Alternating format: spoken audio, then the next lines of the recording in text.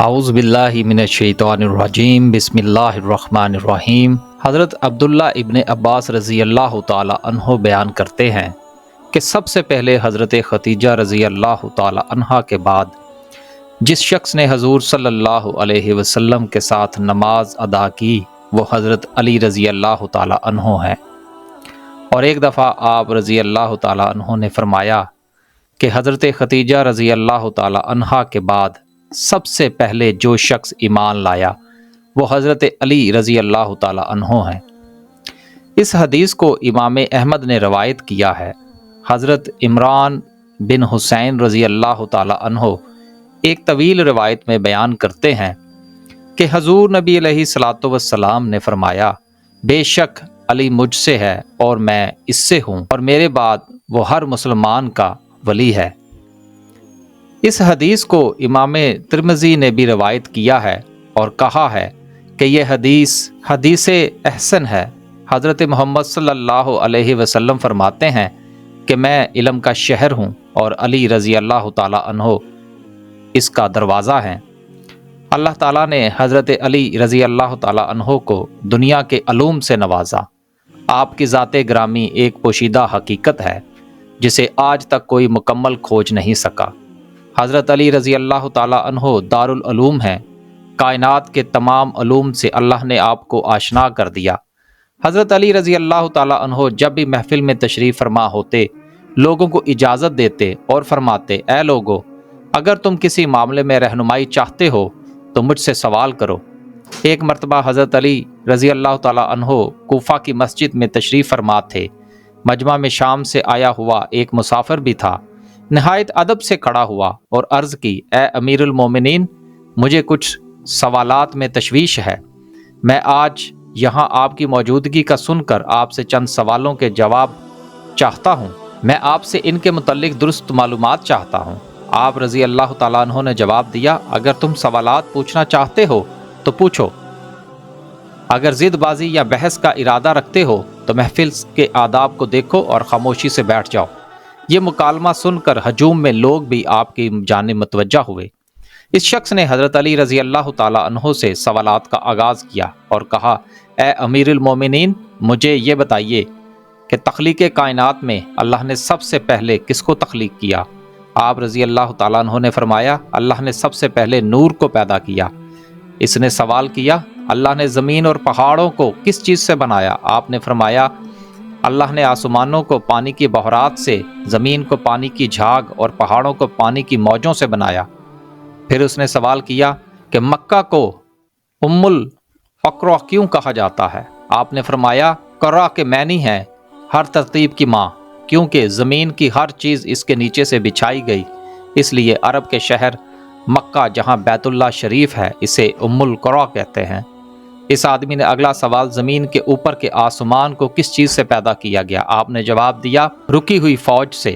پھر اس نے سوال کیا، سورج اور چاند کا طول و عرض کتنا ہے؟ آپ نے جواب دیا، 900 فرسخ ضرب 900 فرسخ۔ فرسخ فارسی زبان کا لفظ ہے، ایک میں 10 کلومیٹر لمبائی گنی جاتی ہے۔ اس نے اگلا سوال کیا، ستارے کا طول و عرض کتنا ہے؟ آپ نے جواب دیا، 12 فرسخ ضرب 12 فرسخ۔ اس اجنبی نے نہایت ادب سے درخواست کی، اے امیر المومنین، جیسا کہ قرآن میں 7 آسمانوں کا ذکر آیا ہے، آپ ہمیں ان 7 آسمانوں کے نام اور ان کے رنگ بیان کر دیجئے۔ آپ رضی اللہ تعالی عنہ نے فرمایا، جو آسمان زمین کے اوپر ہے اس کا نام رافع ہے اور وہ پانی، بہرات اور دھول سے بنا ہوا ہے۔ دوسرے آسمان کا نام کیزون ہے اور اس کا رنگ تانبے جیسا ہے۔ تیسرے کا نام مودون ہے اور اس میں ملے جلے رنگ ہیں۔ چوتھے کا نام ارفعلون ہے، اس کی رنگت چاندنی جیسی ہے۔ پانچویں آسمان کا نام ہیون ہے اور اس کی رنگت سونے جیسی ہے۔ چھٹے آسمان کا نام عروس ہے اور وہ سبز یاقوت کا بنا ہوا ہے۔ ساتویں آسمان کا نام اجمع ہے اور یہ سفید موتیوں سے بنا ہوا ہے۔ اس آدمی نے اگلا سوال کیا، اے علی، آپ مجھے یہ بتائیے، بیل وہ واحد جانور ہے جس نے کبھی آسمان کی طرف اپنا سر نہیں اٹھایا، ایسا کیوں ہے؟ آپ رضی اللہ تعالیٰ عنہ نے جواب دیا، جب سے قوم بنی اسرائیل نے گوسالہ کی پوجا کی تھی تب سے بیل شرم کے مارے آسمان کی طرف سر نہیں اٹھاتا۔ گوسالہ ایک سنہری رنگ کا پتھر یا بچھڑا تھا جسے موسیٰ علیہ السلام کے دور میں سامری جادوگر نے اپنی جادوئی مہارت سے بولنے اور حرکت کرنے کی طاقت دی، اور موسیٰ علیہ السلام کی غیر موجودگی میں بنی اسرائیل نے اس بچڑے کی پوجا کرنی شروع کر دی۔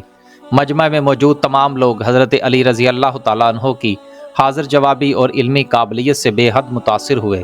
شام سے آئے مسافر نے اگلا سوال پوچھا، اے امیر المومنین، وہ کون سے نبی تھے جنہوں نے ایک ہی وقت میں 2 بہنوں سے شادی کی؟ آپ نے فرمایا، وہ یعقوب بن اسحاق علیہ السلام تھے۔ انہوں نے ایک ہی دن ایک ہی وقت میں 2 سگی بہنوں حبہ اور راحیل سے شادی کی تھی، لیکن اس کے بعد اللہ نے بیک وقت 2 بہنوں سے نکاح کو اسلام میں حرام قرار دے دیا۔ اس آدمی نے اگلا سوال پوچھا، مد و جزر کیا ہے؟ آپ نے جواب دیا، اللہ نے سمندروں پر ایک فرشتہ مقرر کر رکھا ہے، جب وہ سمندر کے پانی میں اپنا پاؤں رکھتا ہے تو مد پیدا ہوتا ہے، اور جب نکالتا ہے تو جزر پیدا ہوتا ہے۔ مد و جزر سمندر کے پانی کو خود بخود بلند ہونے اور کم ہونے کے عمل کو کہتے ہیں۔ اس آدمی نے اگلا سوال کیا، یہ بتائیے کہ جنات کا باپ کون ہے اور اللہ نے جنات کی طرف کس نبی کو مبعوث کیا تھا؟ حضرت علی رضی اللہ تعالیٰ عنہ نے فرمایا، جنات کے جد اعلیٰ کا نام شمان ہے، اور اسے اللہ نے آگ کے شعلے سے پیدا کیا تھا، اور اللہ نے جنات کی طرف ایک نبی کو مبعوث کیا جن اس میں گرامی یوسف تھا، جنہوں نے جنات کو اللہ پاک کی عبادت کی دعوت دی، لیکن انہوں نے اسی نبی کو قتل کر دیا۔ اس شخص نے دوبارہ دریافت کیا، ابلیس کا آسمانوں میں کیا نام تھا؟ حضرت علی رضی اللہ تعالیٰ عنہ نے جواب دیا، حارث۔ پھر اس نے پوچھا کہ آدم علیہ السلام کا نام آدم کیوں رکھا گیا اور انہوں نے کتنی عمر پائی؟ آپ رضی اللہ تعالیٰ عنہ نے فرمایا، کیونکہ وہ عدیم ارض یعنی کہ نایاب زمین کی کھال سے بنائے گئے تھے، اسی لیے ان کا نام آدم رکھا اور 900 سال عمر پائی۔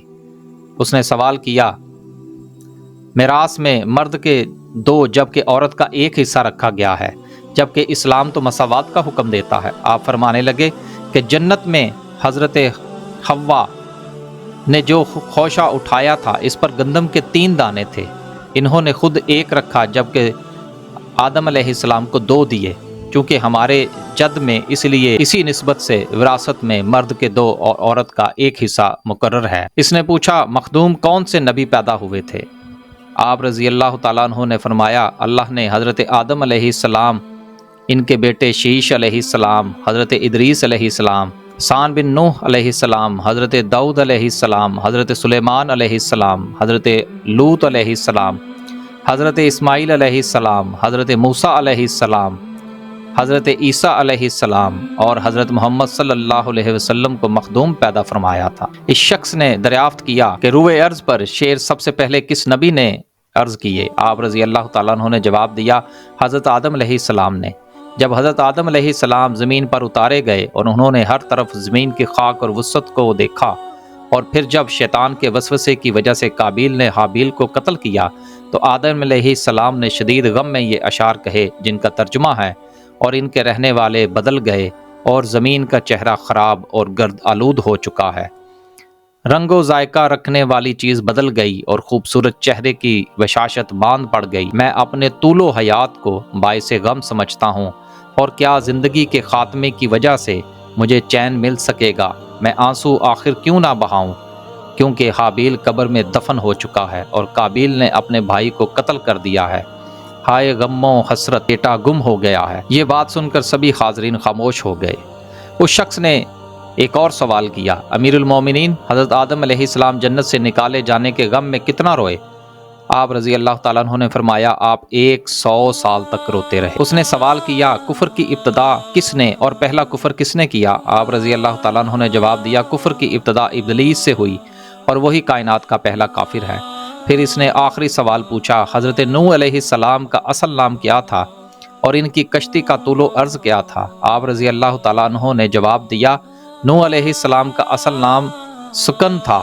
انہیں نوح علیہ السلام کہنے کا سبب یہ ہے کہ انہوں نے 950 برس تک قوم پر نوحہ کیا۔ ان کی کشتی کا طول 800 ہاتھ اور عرض 100 ہاتھ تھا، اور سطح زمین سے اس کی بلندی 80 ہاتھ تھی۔ یہ تھی حضرت علی رضی اللہ تعالیٰ عنہ سے کیے گئے عجیب و غریب سوالات کی تفصیل۔ بے شک حضور نبی علیہ الصلوۃ والسلام نے فرمایا کہ میں علم ہوں اور علی اس کا دروازہ ہے۔ آمین ثم آمین۔ ایسی مزید ویڈیو دیکھنے اور سننے کے لیے ہمارے چینل کو لائک اور سبسکرائب کریں۔ اللہ حافظ۔